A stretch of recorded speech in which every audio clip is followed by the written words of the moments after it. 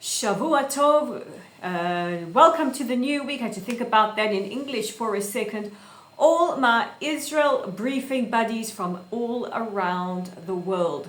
I am Rolene Marks. This is the Israel Brief if you're joining us for the first time.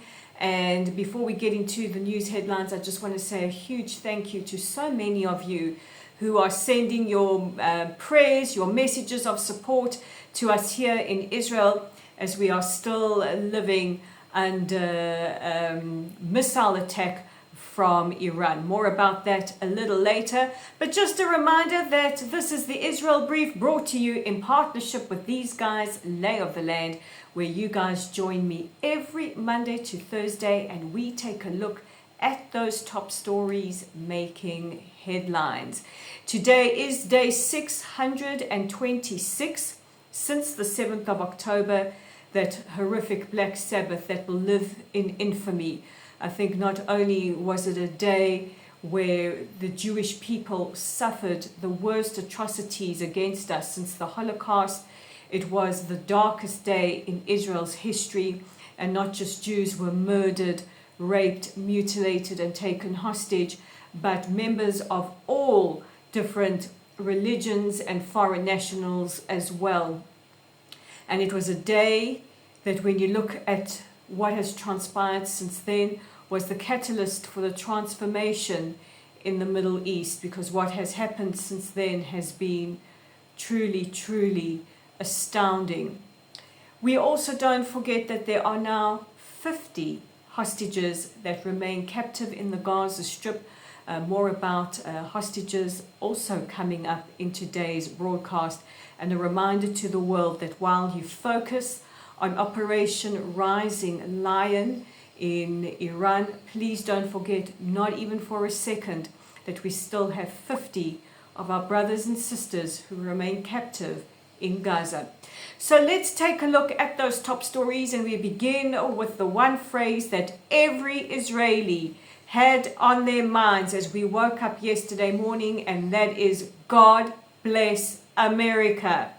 Yes, the American army did it under the leadership of President Trump, the commander-in-chief, and his generals, including General Kane, the Secretary of State Marco Rubio, and of course the Defense Secretary Pete Hegseth.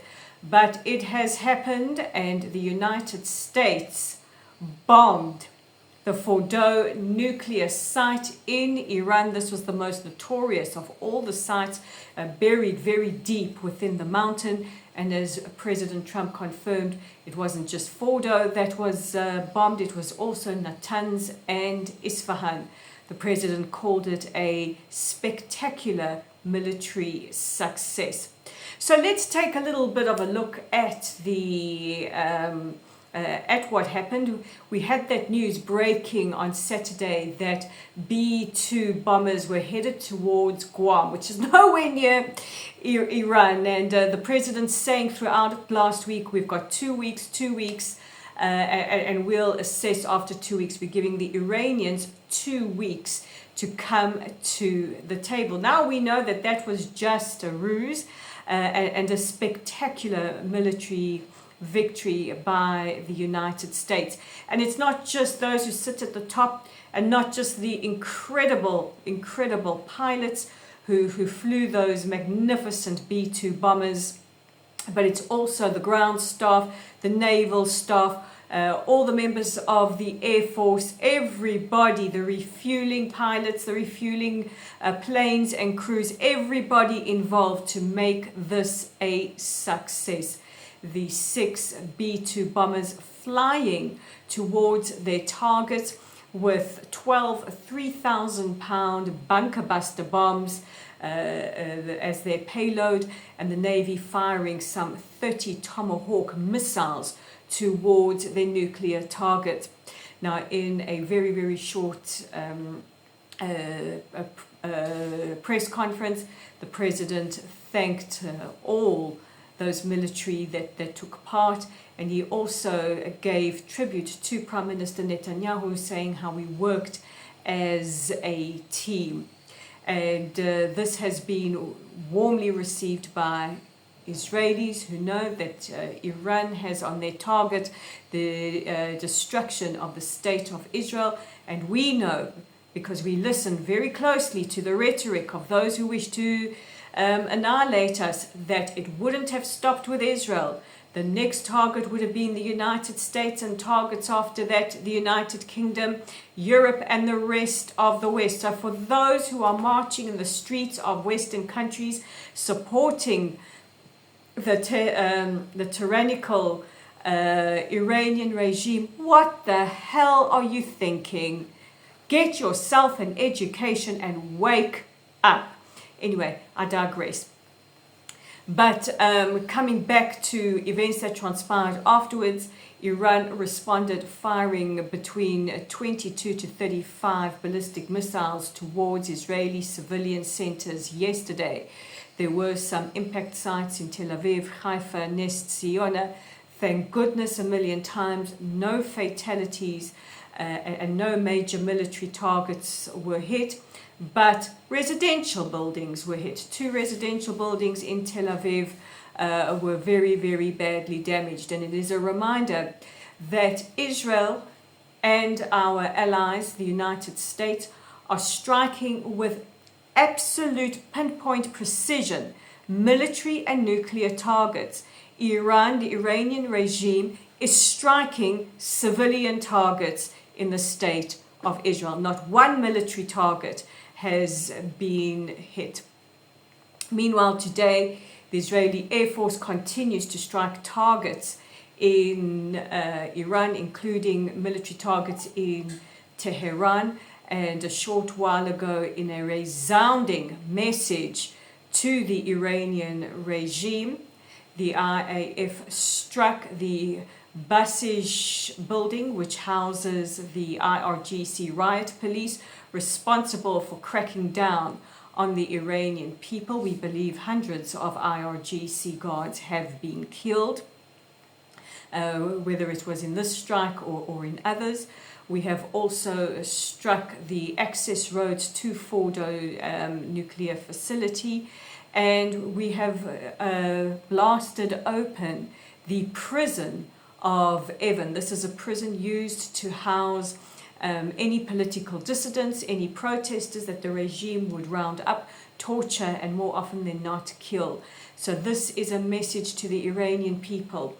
This is your moment to seize that freedom. Not one prisoner was harmed in the blowing up of the door, and we hope they are all out free and can be joyously reunited with their families. And in a strike that can only be deemed as poetic, in the center of Tehran was a big clock counting down to the destruction of the state of Israel. Well, that clock no longer exists. Our brave pilots just blew that up.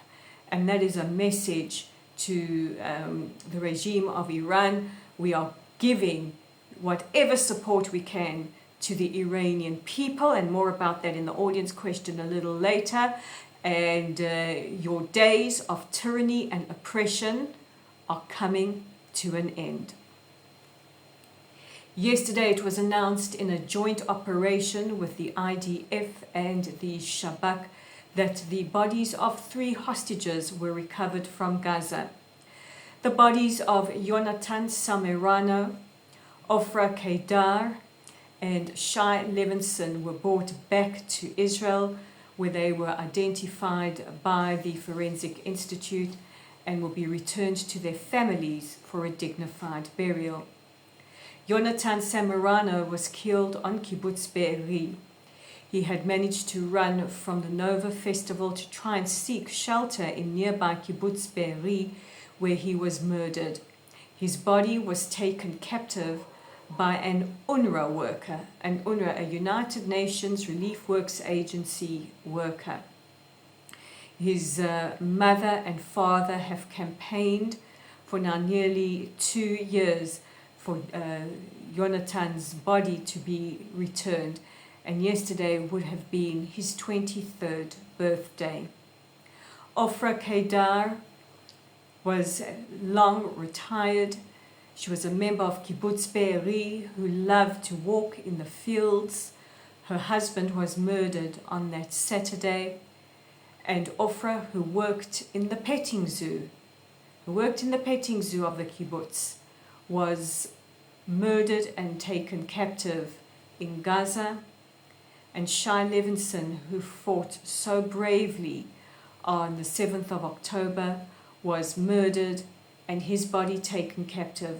Now Shai's grandmother, Dina, is a long-time volunteer of WITSO, the Women's International Zionist Organization, the organization that I hold office in, and our love, our thoughts and our prayers are with the Levinson family, as well as with the Kedar and the Samarana families. May their memories be eternally blessed. The Home Front Command gave the all clear for outbound flights from Ben Gurion Airport to resume a short while ago. Flights are limited to 50 per flight, and if you are stuck in Israel and you want to get back to your home country, please be in touch with the Ministry of Transport. Meanwhile, at least 70,000 Israelis have returned home by land, sea and air from wherever in the world they were traveling. And this is what is truly extraordinary about the people of Israel, my countrymen, is that we don't run from the danger. We don't run when our country is under threat. We run towards her. Only Michigan Israelis, I love every single one of you. And finally, Israel's Minister of the Interior as well as our Foreign Minister have condemned in the strongest possible terms the horrendous suicide bombing at the Mar Elias Church in Damascus yesterday. An ISIS operative or terrorist came into the church and detonated himself, killing 22 worshippers.